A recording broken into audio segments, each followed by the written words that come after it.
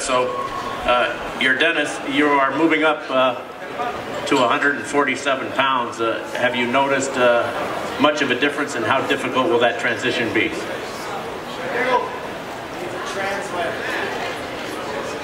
Somebody translating for you? No? I was told we had somebody. With no way it's a translator, but I'll give it a shot. You guys picked the wrong guy, but let's go for it. Moving up in weight.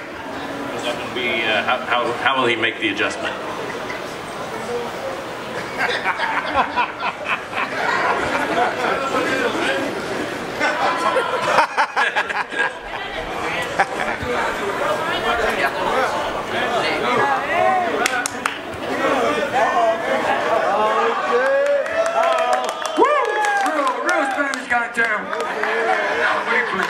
What was the question?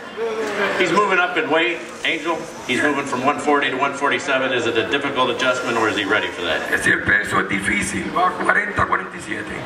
Oh, sí, fue un cambio bueno a mí. He sido un buen mejor peleador después de eso. Angel, don't go. We need you to... Oh, okay. Go ahead. Fue un cambio bueno a los welter. He sido un mejor peleador después de eso. See, it was a great thing for him because he went from 40 to 47, so it was good for him because of the weight, so it makes him stronger. Does he feel he has to put on quite a show to... It's the eliminator bout. He'll get Errol Spence next if everything works out. Does he want to put on some kind of a show to show the fans that he's worthy of that opportunity? Que ahora con esta pelea es un eliminator. La pelea con Spencer la próxima. Que si tú tienes que venir 100% para esta pelea. Oh, sí, estoy emocionado, contento. Spencer es un tremendo peleador. Robinson un tremendo peleador. Mucho respeto a ellos. Y el sábado vamos al 200%. Yeah, he says he's ready to fight Robinson. He feels 100%. And after he fights Robinson on Saturday, and then he's looking forward to Spencer if he's successful on Saturday. Thank you, Angel. Thank you. Thank you. Hey! All right.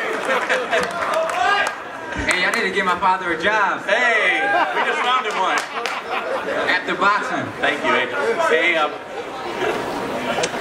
Ray, you've won 13 fights in a row since you lost to Sean Porter, but a lot of fans still don't know you, but they know the name because the name is synonymous with boxing. What's it like for you to be walking around as Ray Robinson, knowing that perhaps the greatest fighter of all time was named Ray Robinson? At one point I used to put a lot of pressure on myself, but that was when I was young. I said it once before, but I think I put so much pressure on myself when I was in the amateurs when I was young that I think I lost a couple fights. I put so much pressure on myself, but now it doesn't matter.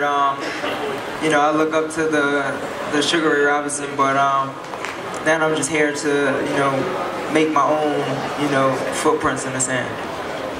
Ray, what changed for you since that loss to Porter? What gave you the mechanism to get some confidence from that loss that has propelled you to where you are now? Just me learning from every fight. Just getting better as a pro, as a person, and I got a new team. I got Bozy in them now. I got L and Boots in my corner, and they just, you know, added on to my craft. We wish you luck, and we look forward to the first fight on Showtime that evening. And now we'll get some thoughts from Ronald and David. Ronald, let's start with you. You had a huge opportunity there, and it looked like you had him out.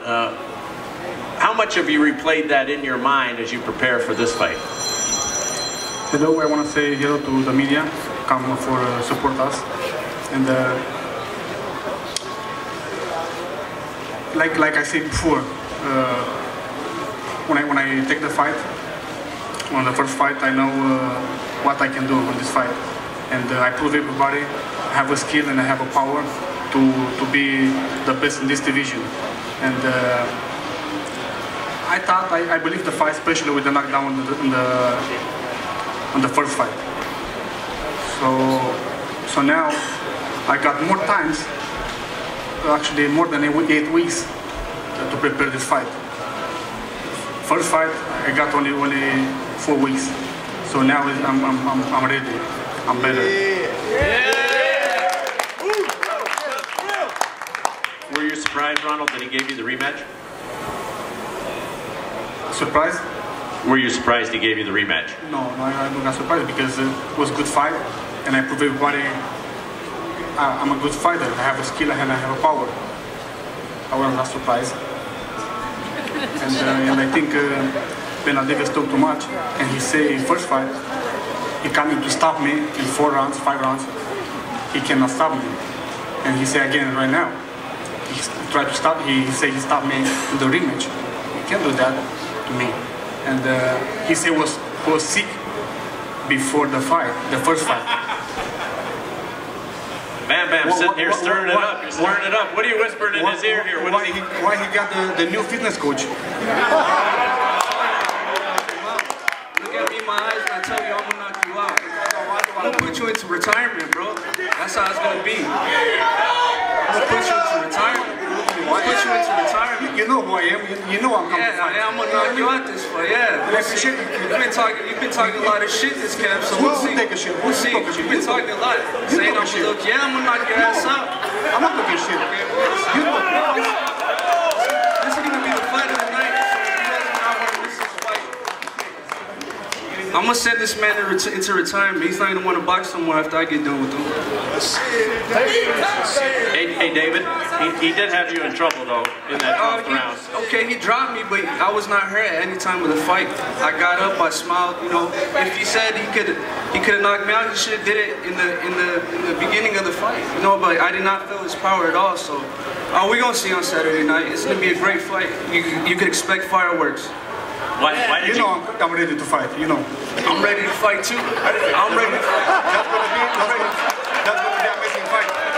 So I call everybody in Las Vegas to come to support this fight because it's gonna be an amazing fight. You know?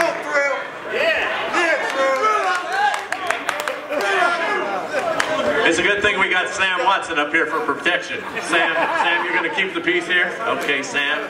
Better bring in Marcus. Where's Brandon? No. Team Watson will keep the peace here. David, was it a tough decision, David, to give him the rematch? No, it wasn't a tough decision because it was a great fight, and I just wanted to give the fans the fight they want to see. You know, they said the first one was a war. Let's make the second one the war. You know what I mean? And I'm looking forward to it. All right, we look forward to this rematch. It was one of the great fights, and we just talked about Castillo and Corrales that took place here in 2005. If this rematch is anything like the first fight, we'll certainly walk away with a very memorable evening. All right. Bam Bam, no more peacemaker, no more, or instigator, I should say. You now have the opportunity to fight Danny Garcia.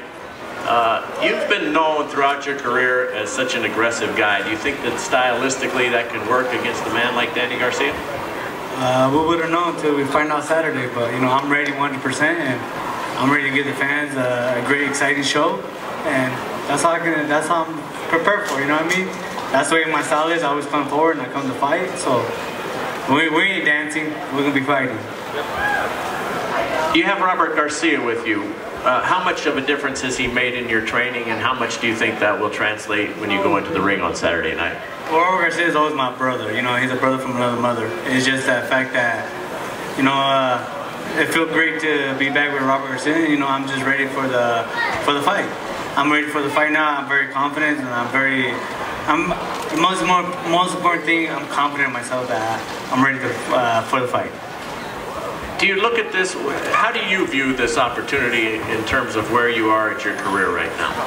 I'm going to take every advantage of it right now. I got to take every advantage of it because this can do or die. It can make me or break me. And I'm taking every advantage of it in training and losing the weight, dieting, everything like that. So I'm 100% ready, and I just can't wait to Saturday. I'm usually saying I can't wait to weigh-ins. I'm saying I can't wait for Saturday because I'm ready.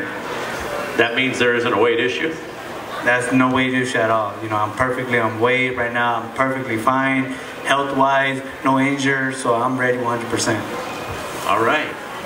I just want one thing. I'm not a cherry, so everybody out here that say I'm a fucking cherry, I'm not a cherry. I'm a motherfucking wild berry. Now I don't even know if that makes sense. I'm wild, Barry.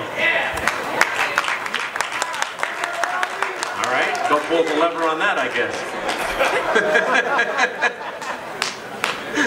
Danny, you're bored. You're looking at your watch. You're looking at your time. You got some messages. What do you make of all of what's been said up here?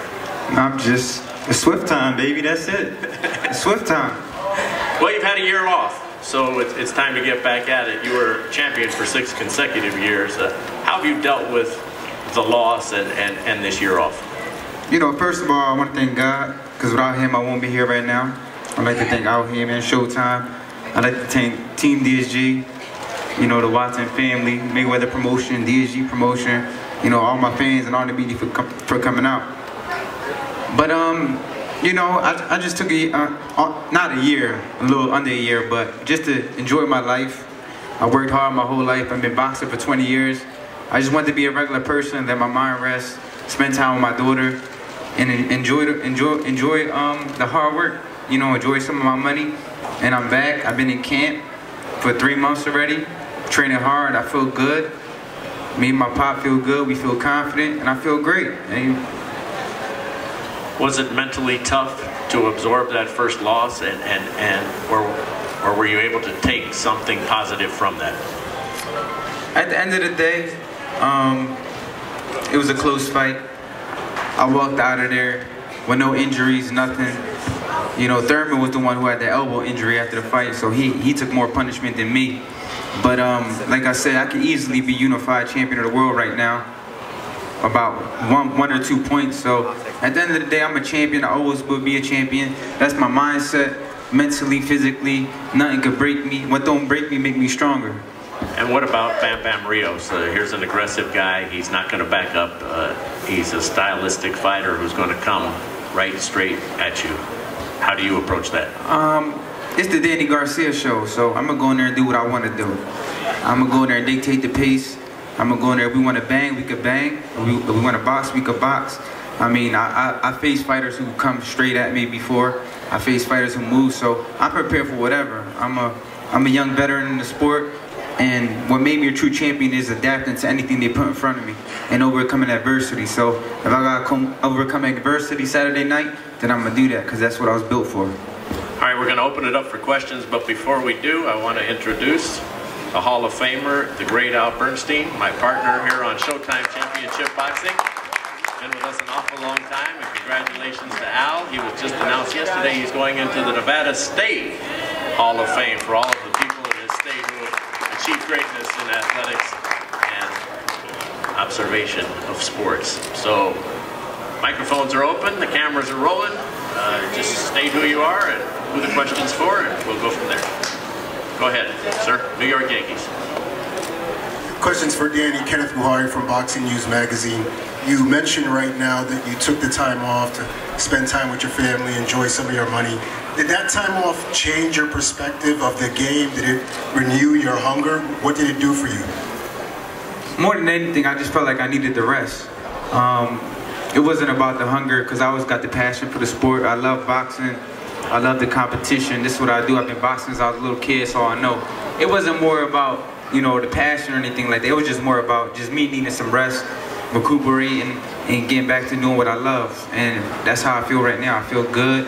I feel healthy, and my mind's well rested, and my mind is sharp. And that was the key. That was the main reason for me taking the break. Who's the best in the division other than yourself? If you were to rank the order of this very competitive, tough division that you're in, let's take you out of the equation. Let's tell me who you think it is. You know, it's a division where styles make fights, to be honest with you.